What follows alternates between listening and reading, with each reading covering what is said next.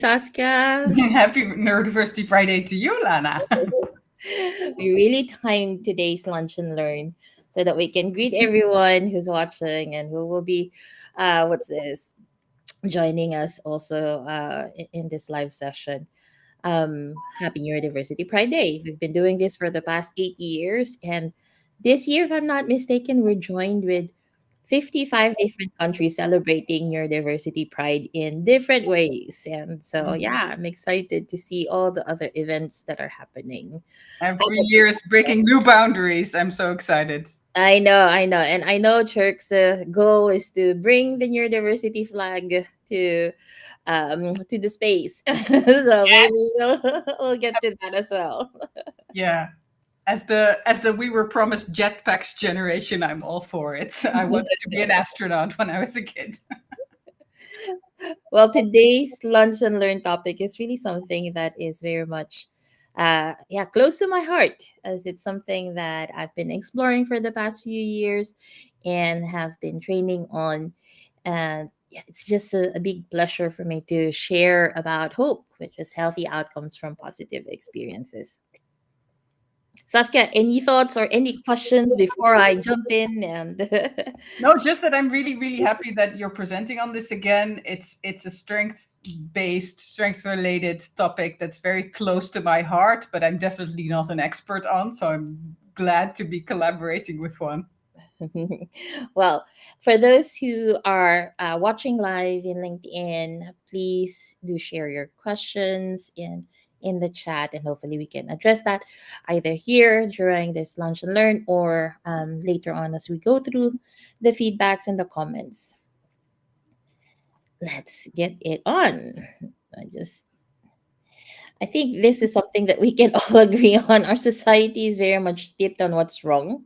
Everything from our judicial system to our medical system to our educational system, it really came from that, I would say, perspective on there's a problem, let's fix it. And I really love this image from the awkward Yeti looking at, how does our brain focus on certain things and how we tend to really, wired to look at what's wrong. And this is also why we've written our toolkit, What's Wrong with You, which was I think it's almost 3 years now that we've published it, Saskia. Yes. And when we started Neurodiversity Education Academy, we were really focusing on understanding neurodiversity from the lens of learning. And this is one of the things that you've shared around what fires together, wires together. And so when we really think about our nervous system, our brain and our nervous system, it's so much wired into what we've been focusing on. And this shift from pathogenic to salutogenic is something that we've been advocating for in a way to really move out of this very, I would say, deficient focus, especially when it comes to neurodiversity advocacy.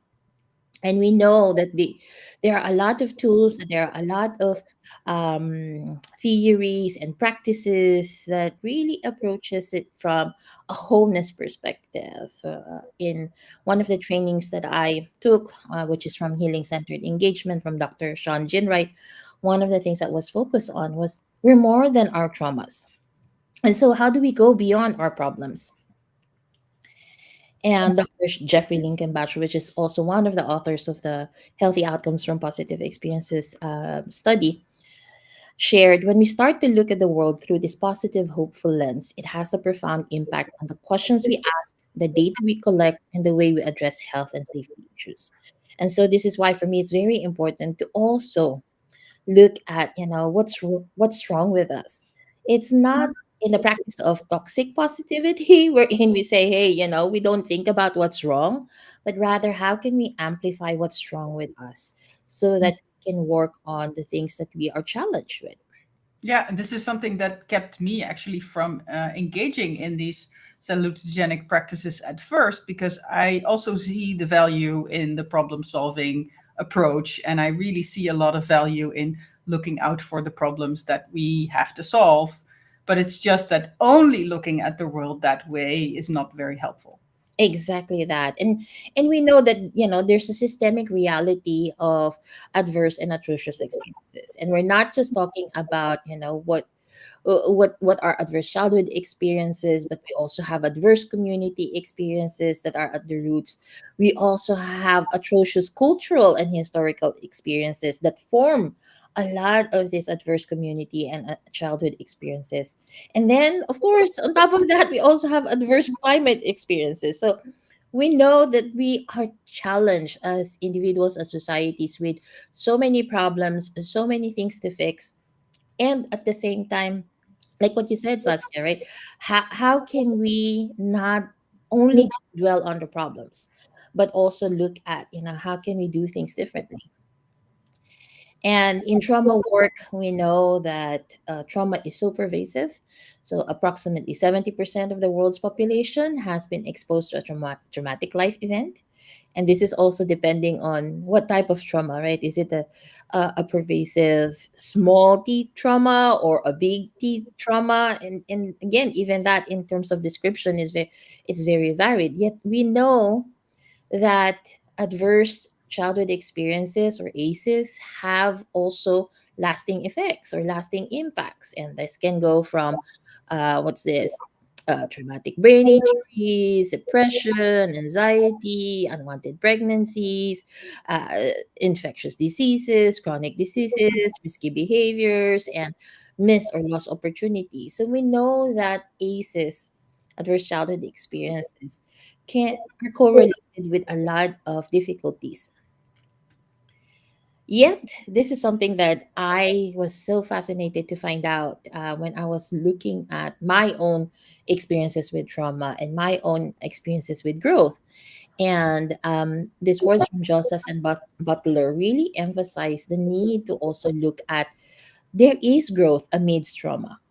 And this is how I started with post-traumatic growth as a way to really look at. But yeah, I myself have experienced quite a lot of traumatic experiences in life. Yet at the same time, there were massive shifts that I've experienced because of those those challenges. So that really got me thinking of, how can this hottest fire produce the strongest steel, like what this Chinese proverb has shared. And in 2015, Doctors Peter Pecora, Jennifer Jones, Bart Lika, Jeff Linkenbach, and Robert Sage from the Hope National Resource Center tried to really look at, how can we look at positive childhood experiences and how it correlated with adult health. And so what they did, because there's the behavioral risk factor surveillance system, which is a telephone survey conducted in all 50 states. And this collects data from US residents regarding their health related risk behaviors and chronic health conditions. So in Wisconsin, this is the first state to add questions about positive childhood experiences. And the 7 questions that they added in this scale was the following. As a child, how often did you feel able to talk to your family about feelings? Feel your family stood by you during difficult times? Enjoy participating in community traditions? Feel a sense of belonging in high school? Feel supported by friends? Have at least 2 non-parent adults who took genuine interest in you? Feel safe and protected by an adult in your home? So those were just the questions. And I'm gonna pause a bit here, Saskia, because looking at the questions, how do you feel about how do you feel about these questions? For me, I'm like, oh, there's quite a lot of these questions that I can say yes to. Even if I would say, growing up and having had some really difficult experiences in life as a child, still I would be able to check, a lot of these questions, Yes, same. right? Yeah. And so this was the fascinating part around the work on positive childhood experiences and how they protect adult mental health. So what they found out was even those people who've indicated that they only have 0 to 2 positive childhood experiences have also reported 51% good mental health. And then it increases when you have 3 to 5 PCEs, you have 75% good mental health that was indicated, and 6 to 7 had 87% good mental health. And there were studies conducted even after that, to look at, what are these positive experiences in the first place, and how it protects adult mental health in a dose dependent way, meaning the more positive childhood experiences you have, the more chances of people recalling that they have positive mental health. And these are just some of the examples of positive experiences, again, from different was a study that was done by Janali Doom in 2021. And so what we're trying to look at now is, amidst, the understanding that there's adverse childhood experiences, we all can also look at positive childhood and community experiences, and start building, the foundation for creating more, I would say, health and well-being through this understanding of what positive childhood experiences are, or positive experiences. Because nowadays there was also a study that was done on adults as well, in terms of positive adult experiences. So it's not just childhood that we're looking at, but also how can positive experiences in general create or shift the way that we look at our health and well-being, or experience our health and well-being. So again, these studies showed that when we have positive childhood experiences, it reduces the effects of adverse childhood experiences. And these are the four building blocks of hope, that has been indicated in these studies. Right? So you have the first one, relationships. How do you have stable, nurturing relationships with other children and adults through interpersonal activities? So it doesn't necessarily mean that it has to be with parents, but also with other adults, like the teachers, if very much involved in the community, people in the communities, or even religion. So who are individuals who have taken an interest in nurturing those positive experiences, the relational experiences. And then, of course, the environment, right? How does the environment promote safety, equitability, stability that allows for living, for playing, for learning, for collaborating, for engaging with each other? And there's also a broader field, which is engagement with the social and civic world, right? Of like, how do they, how do individuals create a sense of belonging and connectedness outside of one's family? And then lastly, which is something that we've always been advocating for, especially with our toolkit, What's Alive in You, emotional growth. How are we allowing for emotional growth through playing, through interacting, through self awareness, through self regulation and co regulation? How are we allowing for emotional growth to be, to be shared and to be understood by children? And so when we really think about positive childhood experiences and how they protect adult mental health, even in the face of ACEs, or even in the face of adverse childhood experiences, it really, for me, it gives a profound hope, and it provides a root for resilience of like, hey, even though things are challenging, even though I've experienced certain traumatic events in life, or even if, there would be other events that I might face, it also gives me the agency to think of, okay, how can I look at my relationships? How can I look at my environment? How can I look at the ways that I engage with others, with society? And also, how can I look at and really take care of my emotional growth?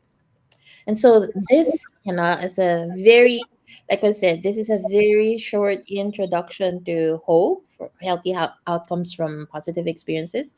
And we've been sharing about hope, post-traumatic growth, and uh, what's this, healing centered engagement and healing centered practices in our advocacy around neurodiversity. Because one of the things that for me is very important is to know that we are more than our labels, we are more than our traumas. And this is why sharing this, and even if it's in this very brief format, sharing this is very much important for me. So I'm curious, Saskia, what's coming up for you?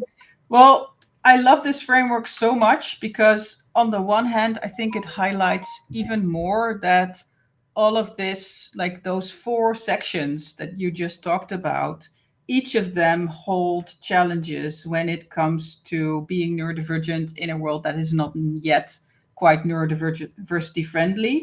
Yeah. So, if we bring cross neurotype communication to all four of those areas and the idea of shifting from the golden rule to the platinum rule, that is quite a challenge. And to work on those, whether it's in a family or in your working through your own stuff as an adult or in raising neurodivergent children, maybe even as a neurodivergent parent as well, all of that can become so deeply overwhelming to constantly figure out where are the challenges here. Is it about cross neurotype communication? Is it about different needs between different neurodivergent people? And I think these four areas really break it down and make it a lot less overwhelming.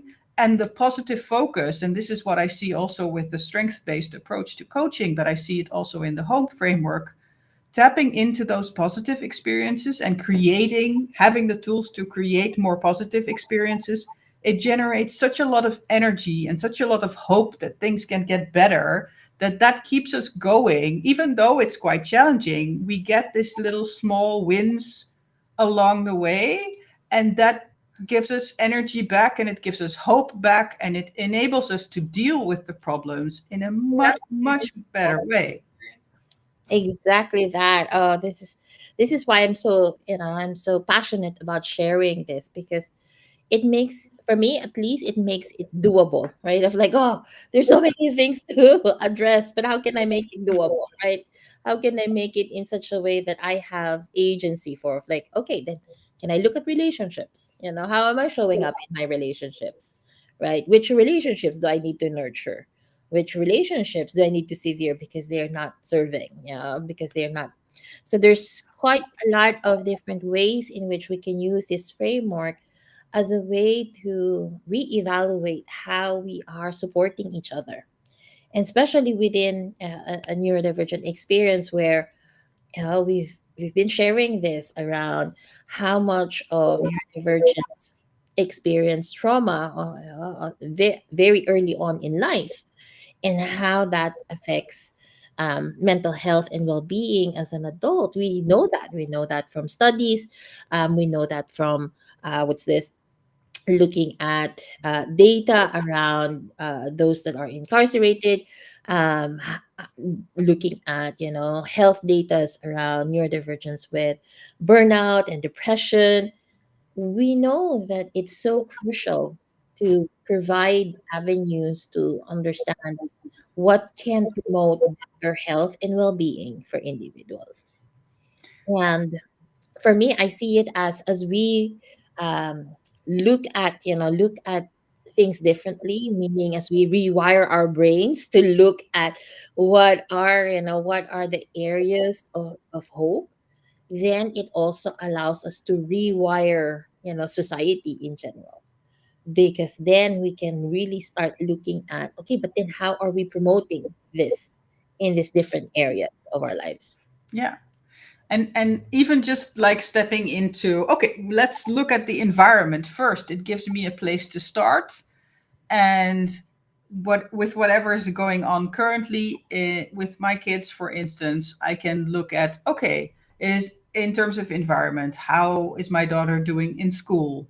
Where is she maybe getting overwhelmed? What does she need to feel like school is a safe and welcoming place for her? And that gives me a starting point for a conversation with her. It gives me a starting point for maybe talking to her teacher or her mentor, and if needed, also talking to the school leadership, because the my daughter is not the only neurodivergent in that school, and it benefits probably the school as well to talk about how can we create sensory welcoming spaces for kids that get really overwhelmed in very busy, very noisy schools with a ton of screaming kids walking through the hallways.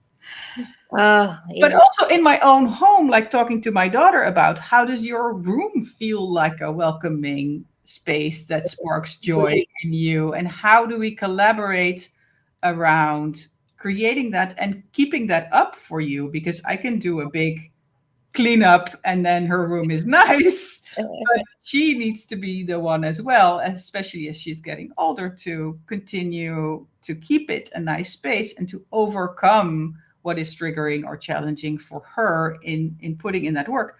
And if I'm very perfectionistic about that, I maybe create a lot of adverse experiences because I'm constantly pointing out what's not going well yet and where Uh, she needs to yeah, get better. And yeah. I've heard that also in my kids. I was like, Mama, this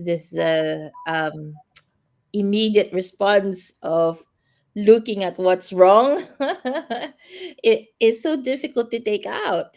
And at the same time, it's like if we don't start now, then we definitely cannot take it out from our system. yeah, and it maybe starts with also giving your kids permission to push back when you start slipping into that again. I really like that my kids these days are very much like, oh, you're again focusing only on what we are doing wrong. But can we celebrate for a moment what's already going well? Exactly, exactly. And this is also why I love one of the comments in that was shared of like how art is helpful, right? Oh, yes. Our art as a field can definitely support that, because then there's no boundaries in terms of how this needs to look like, how this needs to be filled up, right? So it goes. Especially if you use art in the very wide sense of you don't need to be a professional artist to create art, but anybody can be artistic. So Yeah, my daughter redesigning her room and figuring out what to put on her walls is art. yeah, It's not just like if she creates the perfect drawing in her drawing class in school, but yeah. the art that she creates along the way of building her life. And I know for for the trainings that we provide for organizations, for schools, for companies, we often emphasize on the importance of niching, right? Of creating that least restrictive environment, which is again thanks to Dr. Thomas for emphasizing that in his book, The Power of Neurodiversity. But for me, this really goes to show how important it is for neurodivergents to experience the environment, an environment that is least restrictive, that can offer that positive experiences, so that they bring that along with them when they become adults. And that's just one aspect, right? We're just talking about environment, but there's also around engagement. Yeah, yesterday, as part of Neurodiversity Pride Day celebrations, we were at Amstelveen, which is one of the cities here in the Netherlands, and we had a roundtable discussion with some of the politicians and leaders around, yeah, how can we engage the neurodivergent community to also bring their voices in the spaces, so that we not just design based from what we think is, oh, this is what they needed, but really design for difference, like what we did in Rose, yeah, when we were sharing, our design for difference toolkit in terms of what are the ways in which we can invite those that need to be part of the conversation to engage in the first place and to share their voices. Yeah. And that in itself is a positive experience, right? To be seen, to be taken seriously, and I come again back to the platinum rule, to be believed when you express what you experience currently and what you might need to be different to feel accommodated and to feel welcomed. Whereas the golden rule is always putting this perspective on the one making the rules, like, this is how I experience the world, so this is how I'm going to treat you based on my experience. That rule is really the switching to, this is how I experience the world, and tell me how you experience the world, and let's figure out what works for us both. Yeah, and how can we engage from that space, right? And for me, this is really the important. Again, it goes back to the importance of when we're inviting people in different ways in engaging, either in teamwork or having collaborative projects, knowing that each one of us carry different ways of processing information, and articulating that information is already a big step.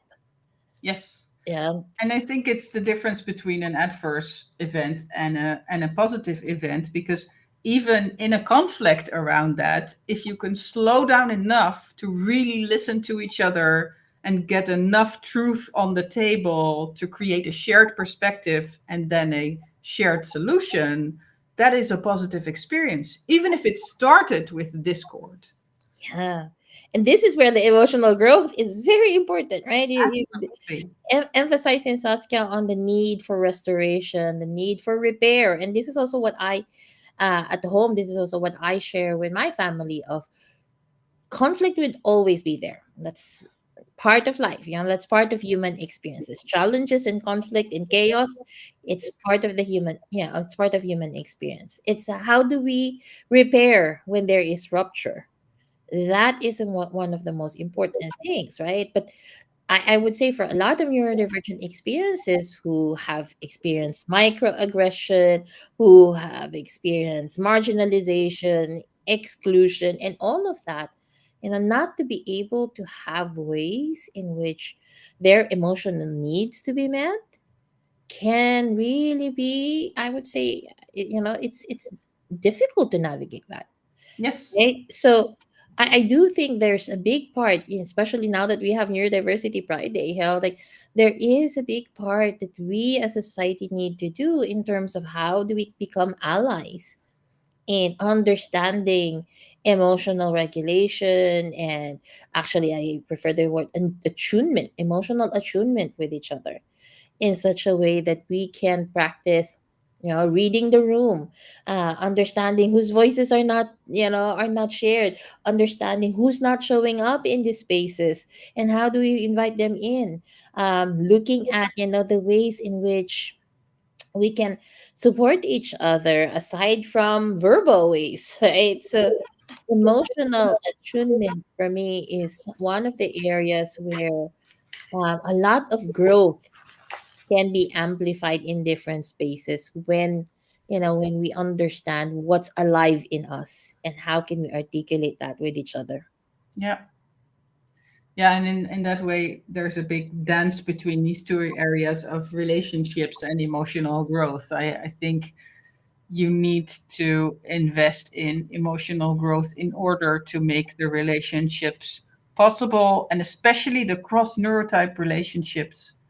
They require a lot of emotional growth, because it's very natural for every one of us to start off in life thinking that our experience is the end all and be all of how to look at the world. And it takes a lot of emotional growth to continuously detach from your own experience and your own way of being in the world, and to train your brain to believe other people when they share a completely different Yeah. perspective on the world. Like, I love this little comic where you have two people arguing over whether there's a 9 or a 6 on the floor, depending on their position and the angle that they're seeing it from.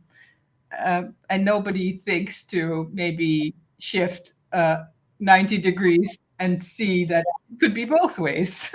Exactly. And this is why this is the question, right? Of like what goes into these buckets is very important to define, of like what would feel safe, what would feel supportive, how can a family define safety, or it's very much, I would say, related to the community, related to the families, related to the individuals. And going to what you've shared, Saskia, it is really going back to that platinum rule, right? Of doing unto others what others would want to be done unto them.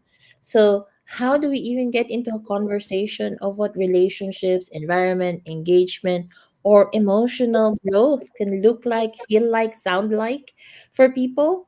That in itself is another space of inquiry and exploration and invitation to get a better understanding of what would serve us, what would nurture us, what would create this least restrictive environments for us so that we can thrive as individuals. Yeah. And that means it takes a lot of willingness to learn from everybody involved, I think. Exactly, And exactly. also then a lot of education. Like, I have learned so much in the past 15 years about different neurotypes and how they may experience the world, that has made not only it's given me a lens on my own experience, but it is also allowed me to be much more open to, okay, somebody else is in exactly the same situation and yet having a totally different experience of it. Yeah. So I know we're already at the 30-minute mark. So, and I am, yeah, I'm very much conscious of this is just really a brief preview of what hope is about. So if you're interested to know more, let me just go through the slide for some more resources that you can um so positiveexperience.org. You can look at the website. They have trainings there for those who are interested to be hope facilitators, and they also have resources that you can take for for yourself, for your organization. Feel free to check them out, and also check out our resources as well in your University Education Academy. And if you are interested in bringing hope in your spaces, in your schools, in your organizations, do feel free to reach out. As being a hope facilitator has really shifted the ways in which I start also my consultancy work, and how I bring this awareness to different areas in looking at what's going strong in an organization or in a school. And so this is why yeah, I'm very much fortunate to be able to share this in this format. And if you are looking forward to learning more, feel free to reach out, feel free to comment. And we do have, Saskia, we do have other things happening for this next couple of weeks. So we're spreading out neurodiversity education academies what's this celebration Yeah, Friday. up until the end of the month, we're having a couple of other events on the calendar. So keep up with the LinkedIn page or the newsletter to stay up to date about those. And I would encourage you, like Lana and I are both learning designers that really love a challenge and creating new materials. So even if you connected to the Hope framework and would be interested in doing something with it, and it's not in the regular scope of things, like for instance working within a school, then but you have a sudden idea of, oh, we're a group of peer supporting neurodiverse people who want to learn how to support each other better using the Hope framework. Like, do reach out, no matter how crazy your idea is, and Lana and I can think about if we can support in some way. Well, thank you again, everyone. I do hope you celebrate your diversity pride in your own way, either with talking about, how our brains work differently from each other within our families, within our relationships, within our friends or colleagues, or really joining one of the different events happening in 55 different parts of the globe. There's so many amazing things happening today, and we're glad to be part of it. So thank you